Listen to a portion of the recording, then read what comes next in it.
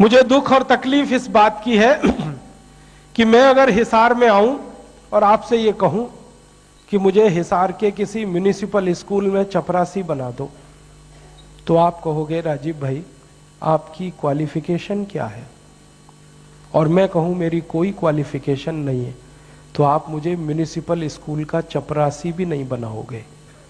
और कल को मैं हरियाणा का चीफ मिनिस्टर बन के आ गया, तब क्या करोगे? उसी जीरो क्वालिफिकेशन पर मैं हरियाणा का अगर चीफ मिनिस्टर बनकर आया तो आप मेरे गले को मालाओं से लाद दोगे और जिंदाबाद इतनी करोगे तो सारा शहर बहरा हो जाए। ये विडंबना है हमारे देश की। जिस व्यक्ति को मिनिमम क्वालिफिकेशन के आधार पर किसी स्कूल का चपरासी नहीं बनाया जा सकता, वो व्यक्ति मुख्यमंत्री हो सकता है, राज्यपाल हो सकता है, प्रधानमंत्री हो सकता है, राष्ट्रपति हो सकता है। विडंबना इस देश की पता है क्या है? जिस व्यक्ति ने जिंदगी में कभी खेत में हल नहीं जोता वो कृषि मंत्री। सालों साल इस देश में शिक्षा मंत्री ऐसे लोग रहे जो कभी स्कूल नहीं गए पढ़ने के लिए। मैं बस नाम नहीं ले रहा हूं, बाकी आपको सब पता है। इस देश में एक व्यक्ति ने जिंदगी में कभी चाय की दुकान नहीं चलाई, वो देश का वर्षों वर्षों वाणिज्य मंत्री रहा जिसने दुकान नहीं चलाई कभी। फाइनेंस का जिसको एबीसीडी नहीं आता वो सालों साल इस देश में वित्त मंत्री रहता है। जिसने कभी अपने बेटे और बेटियों को भारत की सेना के लिए भेजा नहीं कुर्बान होने को, वो देश का रक्षा मंत्री हो सकता है। और जिसको अपनी रक्षा करने के लिए सैकड़ों जवान लगते हैं, वो देश की क्या रक्षा करेगा? सोचो आप।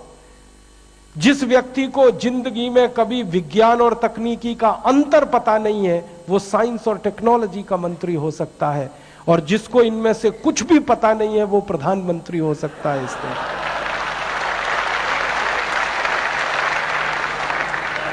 ये विडंबना है हमारे देश की। अज्ञानी व्यक्ति ज्ञानियों पर शासन कर सकता है। और हमारे शास्त्रों में कहा गया है, वेदों में कहा गया है कि अज्ञानी व्यक्ति जब ज्ञानियों पर शासन करे तो समझ लेना देश और समाज का बंटाधार ही होना है। हमारे देश में यही हो रहा है।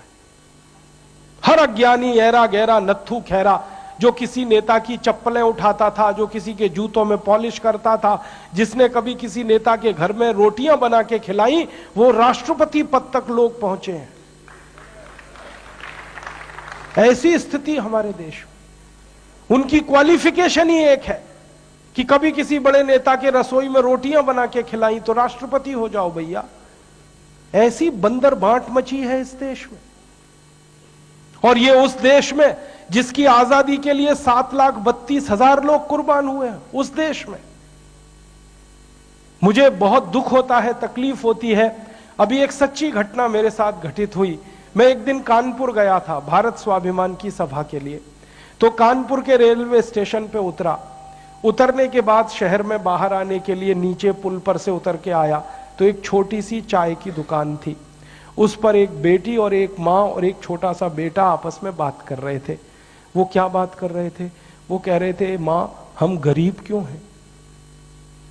तो कान में मेरे शब्द पड़ गए। मैंने कहा ये इस तरह का प्रश्न कोई अपनी माँ से पूछे तो मुझे लगा ये कोई साधारण लोग नहीं है, कुछ तो इनमें असाधारणपन है। चल के पूछा जाए कौन लोग हैं, परिचय लिया जाए। तो मैं गया उस दुकान पे, मैंने पूछा आप लोग कौन हैं? तो उन्होंने कहा कि हम तात्या टोपे के परिवार के लोग।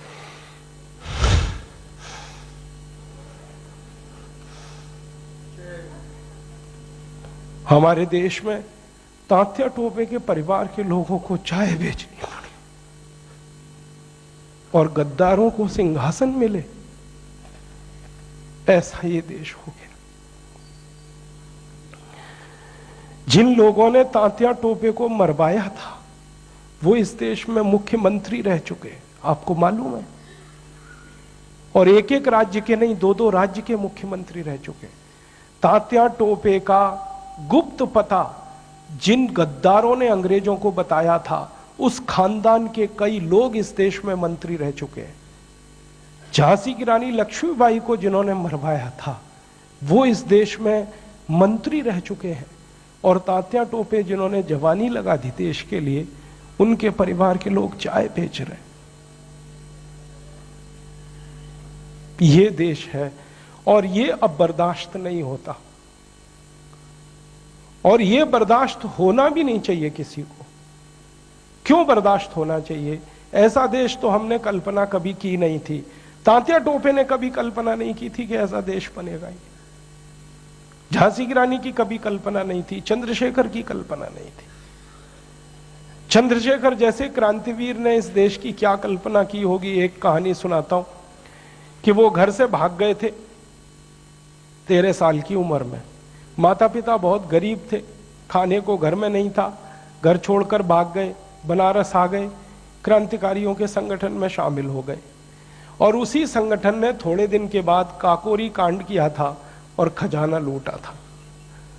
तो धन आ गया, थोड़ा सा पैसा आ गया, तो चंद्रशेखर को उनकी माँ और पिता का संदेश आया कि जो पैसा तुम्हारे पास आया है इसमें से कुछ हमें भी दे दो, हमारी गरीबी में काम आएगा।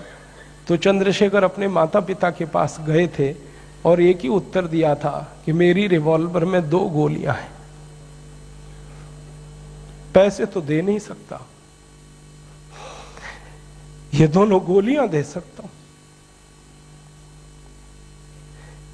ऐसा देश चंद्रशेखर का, ऐसा देश तात्या टोपे का अब लुट रहा है। तो फिर क्या करना चाहिए? तो मुझे लगता है कि अब फिर कोई दूसरी बड़ी लड़ाई की तैयारी करनी चाहिए। एक लड़ाई उन्होंने लड़ी, तात्या टोपे ने, झांसी की रानी ने, चंद्रशेखर ने, अब दूसरी लड़ाई हमें लड़नी पड़ेगी।